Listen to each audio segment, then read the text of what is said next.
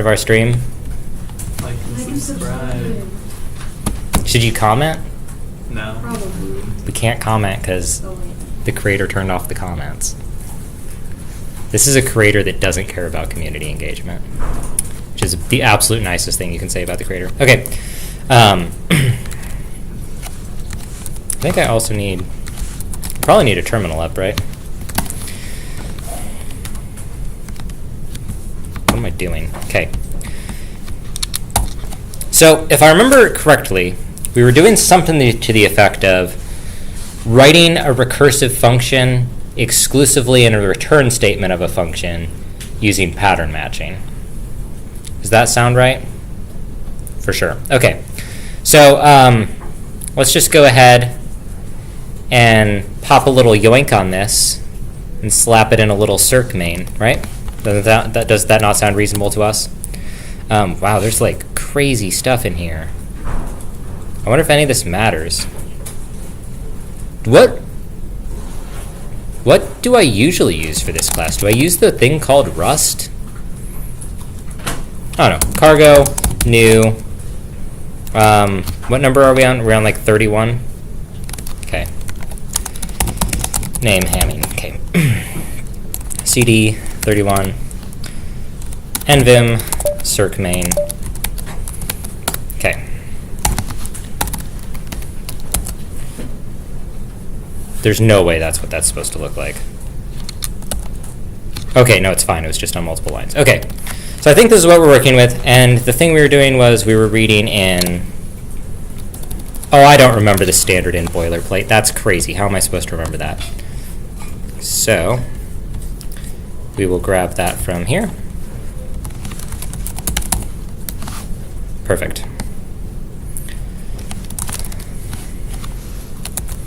Okay, so I'm going to read in some, I think we agreed, hexadecimal characters, and we're going to unwrap them. And I think the way we do that is we're going to let C's equal guess.chars. Does that sound right? And then we'll debug chars and see if that's correct. C used.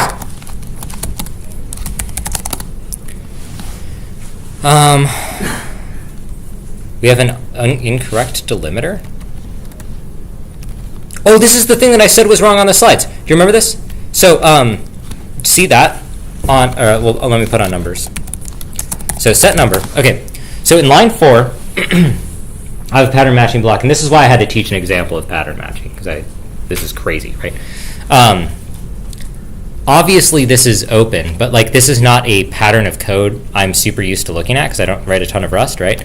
So this bracket has to be closed somewhere because I'm pattern matching this expression. And it definitely shouldn't close down here because none and some are at the same indentation level, right? So what I want to be doing is not to have a comma here. That comma is banned. I want, oh, that's crazy. It grabbed the, ugh, that's gross. Okay. I want to close that bracket here because when I see, what is this?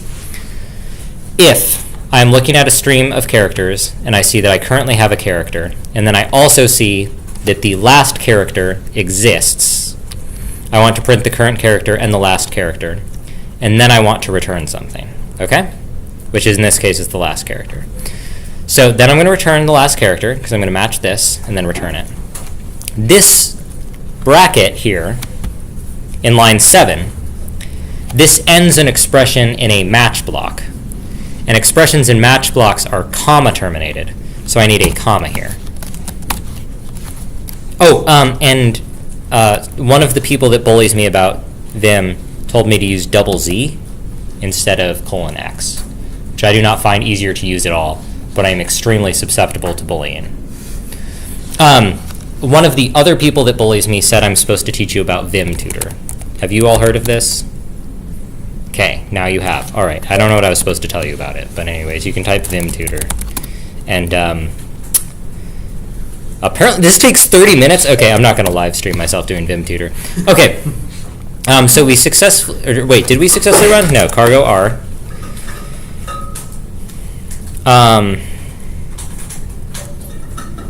This seems fine.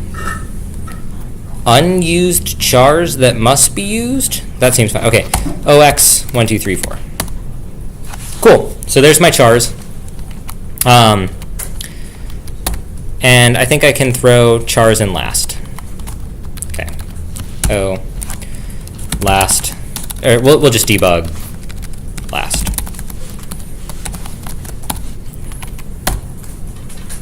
OX 1, 2, 3, 4. Okay. And we see 4, 3, 2, 1, X 0, whatever's going on here. I don't know. Right. We're returning the last character, but the last character is a new line. So how are we going to deal with this? Have we jumped into action, the middle of the action enough that you basically know what's going on? Do you know what's going on? Kind of. Okay. Do you want to ask a question, or do you want to just crank? Okay, we're living the dream. Okay. So, if C's next is something, we're going to match last C's. Okay. Well, wait, is this never printing?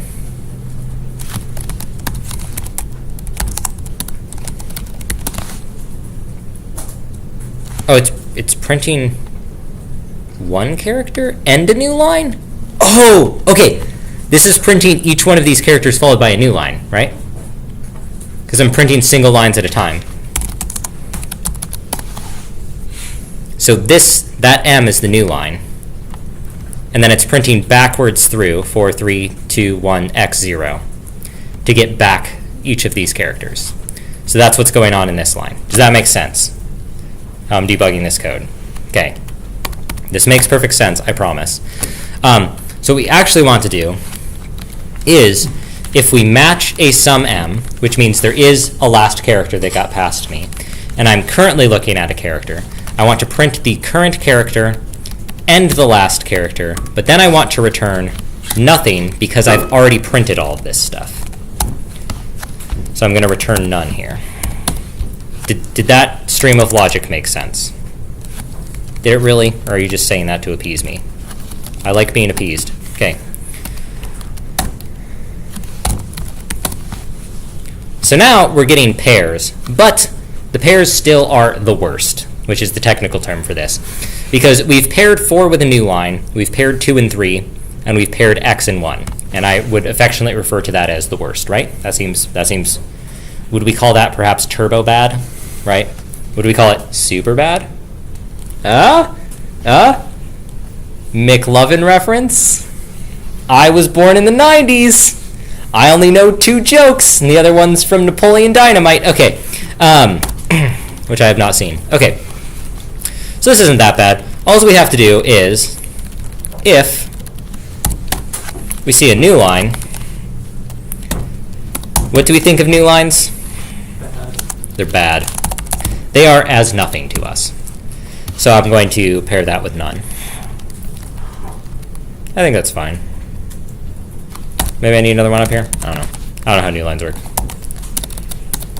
So everywhere I could see a letter, if it's a new line, I return none.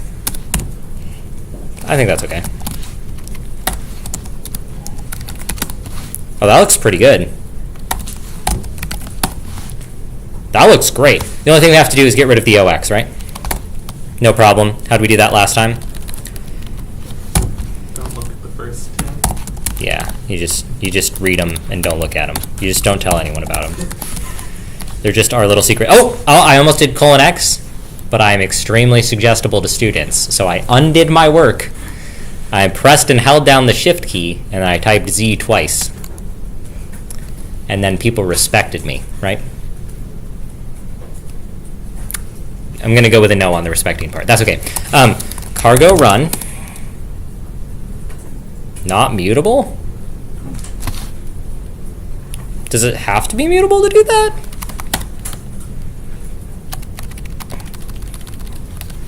My voice has been doing some crazy things since I'm COVID maxing.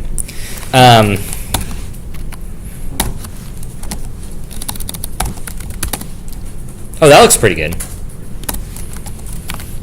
Ooh! Oh, huge problem. Problem detected. Problem detected.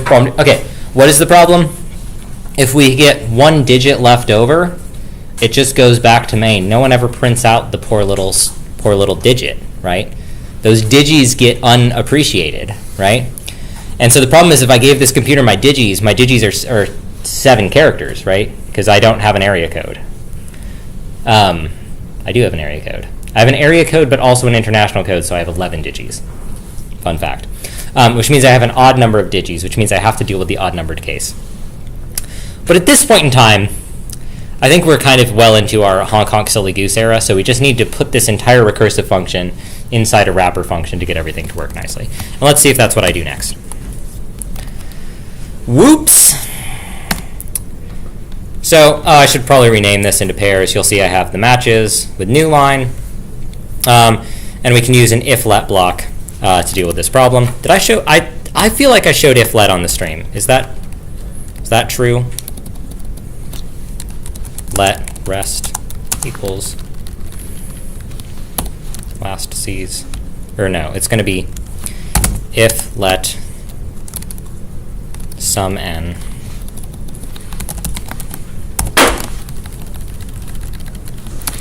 What's this doing? Okay, so I'm going to try and assign a variable. What variable am I going to try and assign? I'm going to try to assign the variable n. How am I going to try to assign the variable n? Well, I'm going to look at last C's, and I'm going to see if it returns an option or a nothing. If it returns an option, that option will be of the form sum something. So I'm going to name the something inside of the option n. I'm just calling it n because it's a number of some sort, right? So I'm going to say sum n equals last C's. But last C's could also return none. Which means that if last C's returns none, that I'm not going to do anything. So I need to put this inside an if statement. So I'm using if let sum n equals last C's. And if I do see that, then what am I going to do? I'm going to println n. Which I think I'm going to print like this. I think that's fine. That seems totally allowed. And this is going to break up my things and put them on the respective lines I want them to be on. Okay.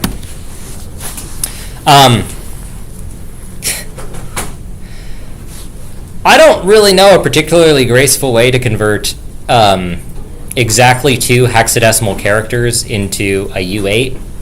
So if you know Rust and you're in this class and you don't think I should do it this way, you can tell me. But this looks actually to me extremely Rust-like, and it looks Rust-like in the following ways. I am dealing with a character. There's not a ton of built-in support for characters in Rust because Rust wants you to use the big S capital string type, right? So I'm going to turn my characters into strings. That's what's going on right here. Okay. Rust is going to allow me to turn things back into integers from a string type, but it's going to ask me to specify a few things. So I'm going to be able to get a numerical value from a string, but if it's a base 16 string, which it is because these are hexadecimal digits, I'm going to have to specify the radix, or the base. And so that's the 16 right here. So I specify the numerical base of my radix, right? Now, I can't just tell Rust, hey, turn this into a number, because Rust doesn't believe in numbers. It believes in numbers of a fixed size and a fixed signage, right? So I have to specify whether I want a sign or not, and also how much number I want. So I'm going to ask for an unsigned value of size 8 bits. I know I can fit my 8 bits. I know I can fit my value inside 8 bits because I have 2 hexadecimal values, and each hexadecimal value represents 4 bits. So I know it fits. We all remember hexadecimal from CS1 and or any other class we've taken, okay? And then because it's Rust, I'm not allowed to do things that might not work, right? So if this explodes because I ask it to do the hexadecimal string radix encoding of hello world, which is not a hexadecimal string, I have to call unwrap to do error handling. Now, I trust myself because I'm me, so I'm just going to unwrap this. I'm not going to put an expect or anything there. I'm just going to let my code explode. And that's because I'm not a Rust programmer. I suspect a Rust programmer would put something completely different there, and I respect them for that, right? Just not enough to do it myself. So I'm going to go ahead and not attempt to type all of this because it took me a large number of minutes reading documentation to develop this script. I'm going to press the little copy-paste button over here, and I'm going to put it inside my circ. So we're going to 2-hex this, And then what are we going to do? Well, I think this should look the same. So I'm going to just do this 2 hex. Get it? Because it's 2 hex values, so I'm changing it 2 hex like TO hex, but there's also 2 of the values, so it's like TWO hex, so it's a double entendre, right? My function names are clever. I feel like the cleverness is not being appreciated. I'm going to keep going on, but I wanted to point out this is clever. Okay, so we're going to 2 hex and an M.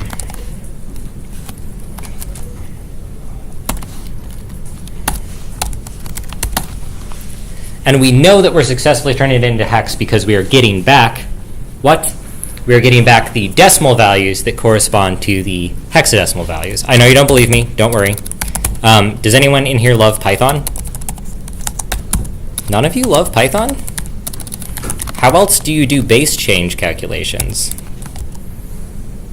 Someone can like something without loving it. Okay, that's true. How many of you have feelings towards Python that are better than or equal to neutral? That's good. That feels very balanced, right? Okay. So I'm getting back the decimal. And if you want to get back the hexadecimal, how do we do that? We ask for the result back in hex mode. I did colon X again, but I only did colon X that time because I just typed colon X in Rust, right? And if it's in Rust, it's good. So you're allowed to type colon X in Rust, presumably. I'm assuming there's some way the Rust people like to do this other than using colon X. But to exit Vim, I'm going to press caps lock and then I'm going to press 2 Z's, okay? There you go, right? So that's fun. We're having fun here today. If you're not having fun, don't say anything. Wait, none of you said anything. If you're not having fun, don't say anything. Then there was silence. I'm not going to overthink that. Okay. I'm having fun. I'm having fun. Yay. Okay.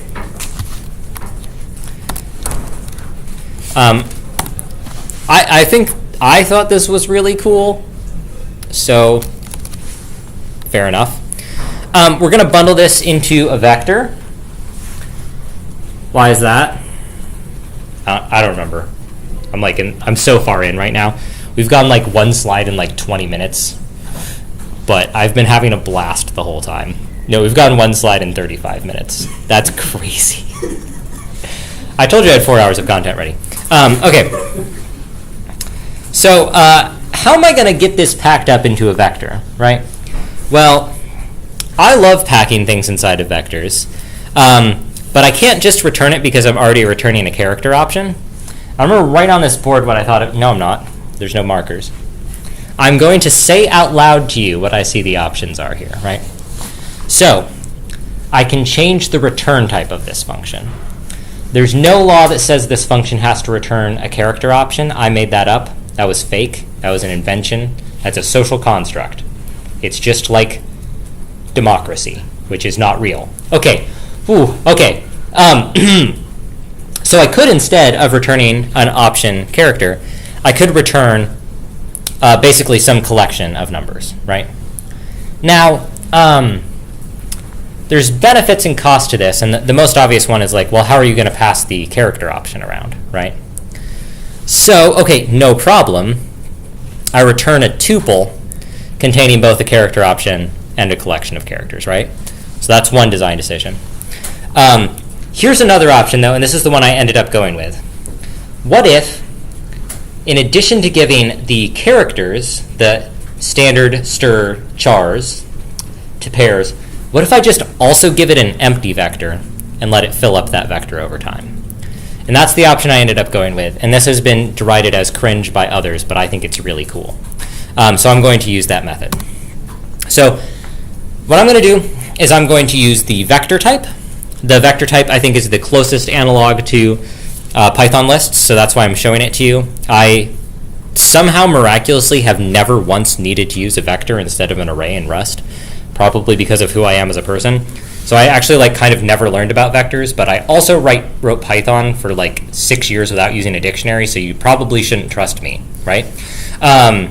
I actually still don't use dictionaries, but now I feel bad when I don't use them, right? So it's like the same thing. So I'm going to convert pairs to a helper function. I'm going to move odd case handling from main to the wrapper function. And I'm also going to pop the first two vals inside that helper function. I'm going to initialize a mutable vector inside the wrapper, and I'm going to pass that mutable vector into the inner helping function. We're going to maintain the return type of pairs, but we're going to change the parameter type. It's now going to accept both a stir chars and also a vec u8, I guess, right? And then we're going to return the vector from the wrapper. Okay, so here's how this is going to work. Function f11. Nope. Here we go. How do I? This is f11 as well? That's crazy. Okay, so let's send vimcirc. That's not what I meant to do. That's fake. Okay. But have you ever seen this? You can just open directories in Vim. Why is that allowed? That's so cool. Like that's just inherently cool. Okay. So I am going to keep last. Why is this so far away? Okay.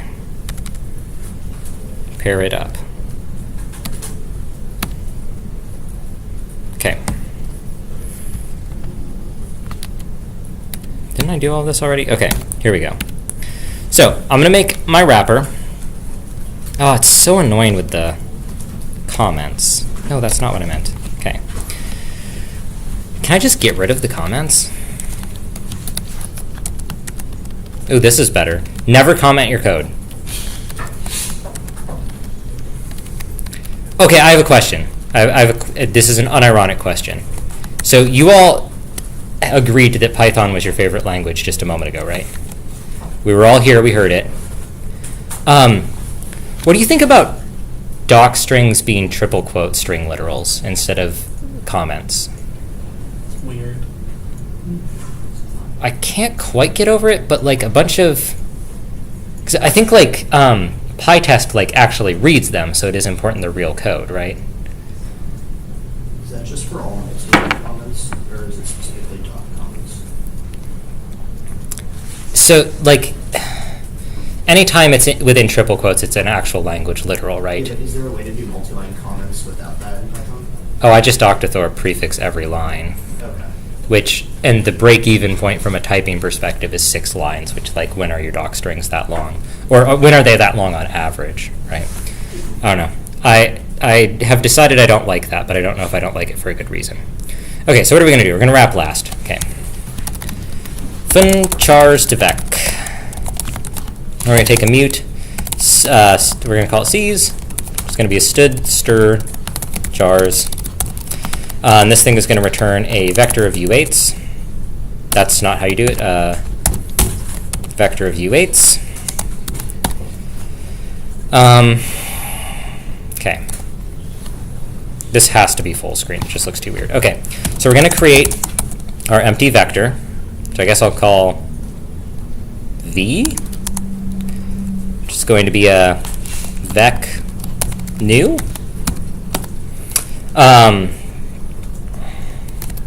What am I going to do? All right, we're going to pop both C's, the 0 and the X here. We're going to remove that from main. So we'll get rid of these. And now we're going to debug chars to vec of C's. Oh, I guess I can just put guess chars in there directly. Okay. Then I am going to last, and it's still called last, C's, and I'm also going to pass V for the vector. If let, no, it's if let last. Okay. So I'm going to yoink this. I'm not going to yoink it. I'm going to D it, which I don't have something that starts with D and yells with yoink, because you don't doink things. That's not a word. So I'm going to doink this. And I'm going to poink it. Should I stop talking? Sometimes when you make up words, they're not words that are made up, they're actually just other words. Okay. So if this exists, then I'm going to v.push, which I'm just assuming is the correct way to push something onto a vector. We can check the answer key. It is in fact push. That's crazy. Okay. Wait, I'm putting strings in there? Oh, well, whatever the return type of 2hex is. But I wasn't paying attention, so let's see. If sum n equals last v's, we're going to push n. And then we're going to return v.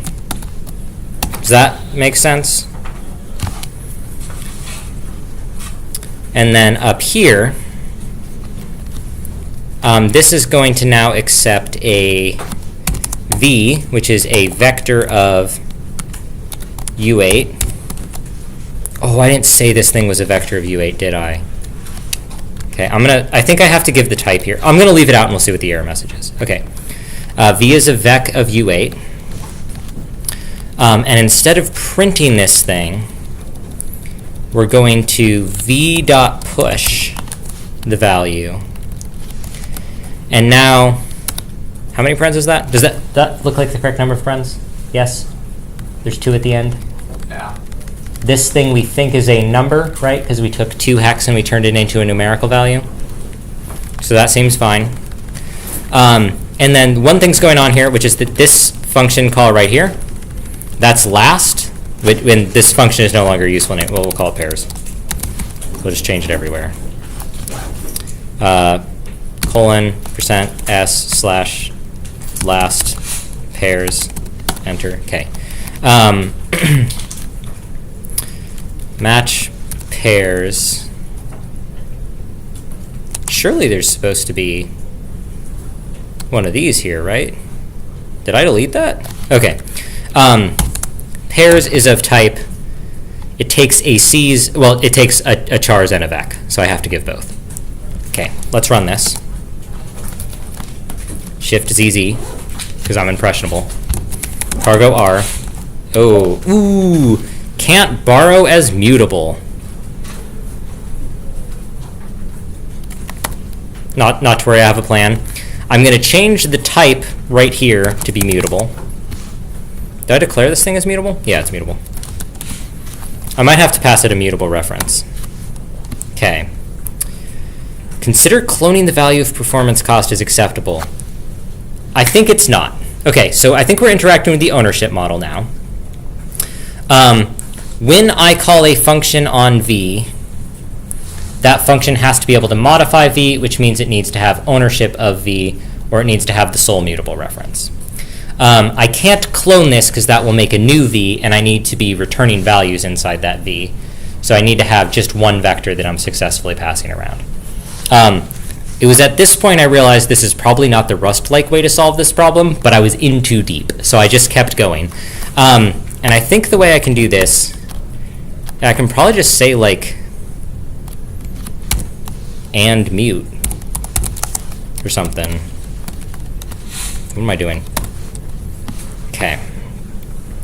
And this like maybe works. Vec u8 found and mute vec u8. That seems fine because I think I can just change this here, right? See if that works. End mute.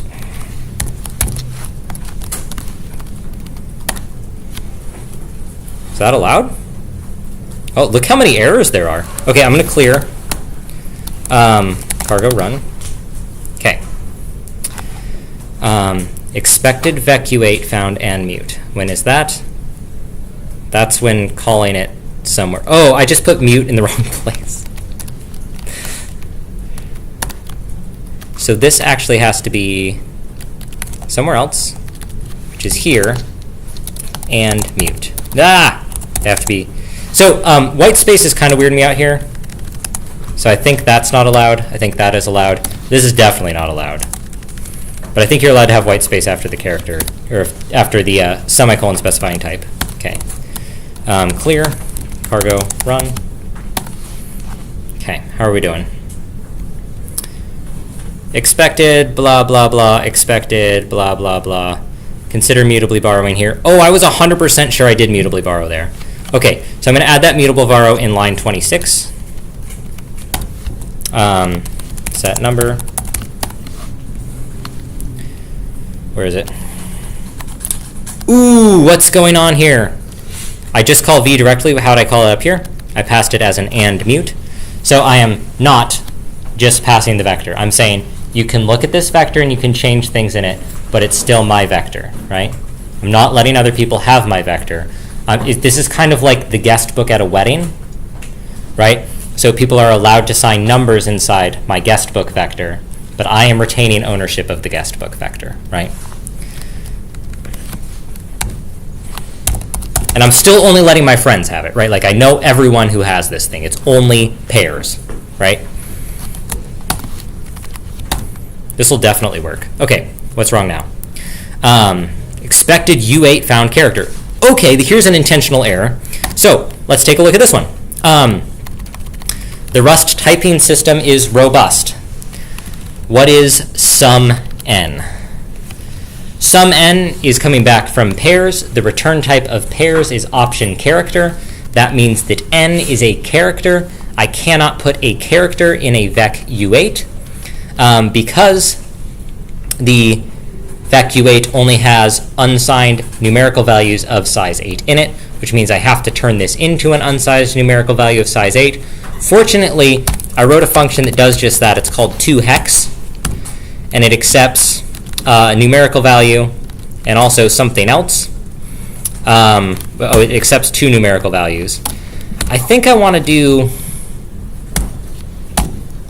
I think there's an implied 0, right? I think that's a Rust character literal, right? Because it has single quotes. So I'm saying n prefixed with a 0 is what would be here. Does the 0 make sense? There's not a character there, so there are 0 numbers of that value. And I've already written toHex. And I don't remember how to write toHex because it was this monstrosity, right? So I could also copy this, but I didn't want to do that. I think this makes perfect sense, but none of you are acting like this makes perfect sense. N's the one multiplied by 16, so I want the 0 there. Okay. So we all agree this makes perfect sense. Can I hear some brains rattling as you shake your head? Oh, there's a back and forth. Do you have an alternative? No? Okay. That's fine. I respect you. It is okay to say this doesn't make sense. That is allowed. I mean, I think the reason you could say that is because it doesn't make sense. Okay. I bet this will work. Clear, cargo, run. Cannot borrow v as mutable as it is not declared as mutable. No shot is that not declared as mutable. So what if I do this and then it just auto runs when I leave? Okay. What am I doing? Checking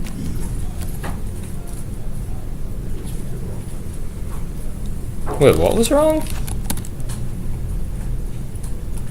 Cannot borrow v as mutable as it is not declared as mutable. I'm like sure v is declared as mutable. Is my brain melting? Because it's not a reference. Yeah. Do I just do this? Oh, see? Okay, the reason you can't use X is because you accidentally capitalized it. Okay. Not mutable. Okay, so I thought that's what I was supposed to do. So we like mutable here. What am I doing? Wait, caps lock is on? Okay. So that's allowed. Try removing mute here. There's no way I can remove mute there. Well, maybe I can. Let's try it.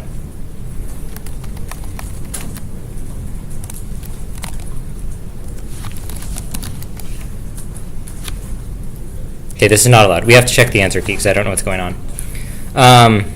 Nope, this is exactly what I did in the answer key. That's crazy. Wait, where's the error? V and mute, okay. Uh-oh, the answer key says I'm doing this correctly. The binding is already a mutable borrow. Try removing and mute Is here. there already a mutable reference to it somewhere? Presumably, right? Well, you can only have one mutable reference. Yeah, where's the other one? Because we're just passing the mutable reference down the call stack. Yeah, that's okay. Oh, well, I mean, currently this is declared incorrectly. That's the one where it's error. Yeah. And this is exactly what I have written that I debugged outside of class so I wouldn't have problems. Pairs, C's, and mute. I called it V instead of vowels. Vowels push. Let's see how this one's different. That's a vowels and mute vec8. I don't call it mutable reference here. Oh, because it's already mutable reference, maybe? Okay, well that compiled. It's perfect. It's exactly as I intended. Okay. Oh, I edited something while I was in there. Okay. Oh no, what's the error? I deleted F at the start of the file. Oh yeah, there it is. Okay. Never just type. Okay. Very cool. Cargo R, OX123. Oh my gosh, we're geniuses. Look how geniusy we are. Does everyone see what geniusness we have? So, how do you solve problems with the Rust borrow checker? You enumerate every possibility of borrowing and adding mutability. You just brute force it. Do you try to understand it? No. If you happen to understand it, then you didn't write the code wrong, right? And if you do this enough times, eventually you'll understand the borrow checker, right? That's called learning, folks. Okay. How do we feel about this? Wait, that's like completely different than what I got. Oh, that's because I put it in a different value. Okay, so here's a fun example. Cargo run, and I'm going to do 1, 2, 3, 4, okay? And I'm going to get back 4, 3, 2, 1. Which one of those is the correct order?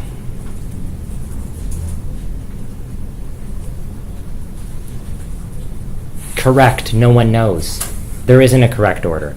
It's just ways of representing information, right? So there's no correct or incorrect way to represent information. And that's called endianness.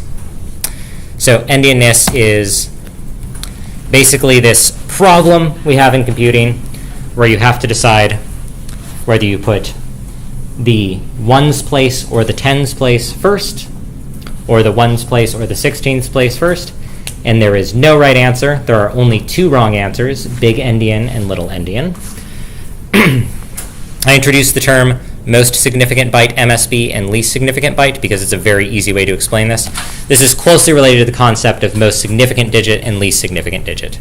In 123, the most significant digit is 1 and the least significant digit is 3 because 3 is multiplied by the smallest power of 10 and 1 is multiplied by the largest power of 10.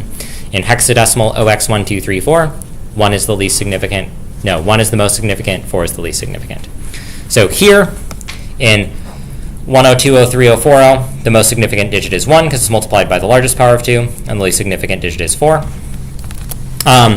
When I place this in here, the 4, the least significant value is also at the lowest numbered memory address because this is at array index 0. So in fact, this 4 would correctly, we can regard it as it is correctly in the 0th place because we multiply that 4 by the 0th power of 2. We could argue this 3 is correctly in the 1th place because that 3 would be multiplied correctly by the 1th power of 16 to get the hexadecimal value. So we can argue this is correct if we argue the indices of the vector encode the power of 2 times which we would multiply this digit. So I'm arguing that this is a form of correct, okay? That's not the only form of correct. Am I going to write this in front of you? Absolutely not. I just got completely clowned by trying to write much easier code. But this has something in it that I really like, which is you have to turn 3 different things into U32s in one line, which is great fun, and that's because the Rust power function requires U32s for some reason, as far as I can tell. Now, probably, if I look inside U64, I bet there's a power function there, but I didn't think to check that before class, right? Well, okay, we can check. No, we can't check. We have a lab to get to. Okay, go. You can look at this if you want. Wait a minute, isn't this terrible? Yes. The better way to do this is the bit shift operator. Do you all know what the bit shift operator is? Utter silence. Incredible. I love this class. You're all so fun. Would you need buzzers?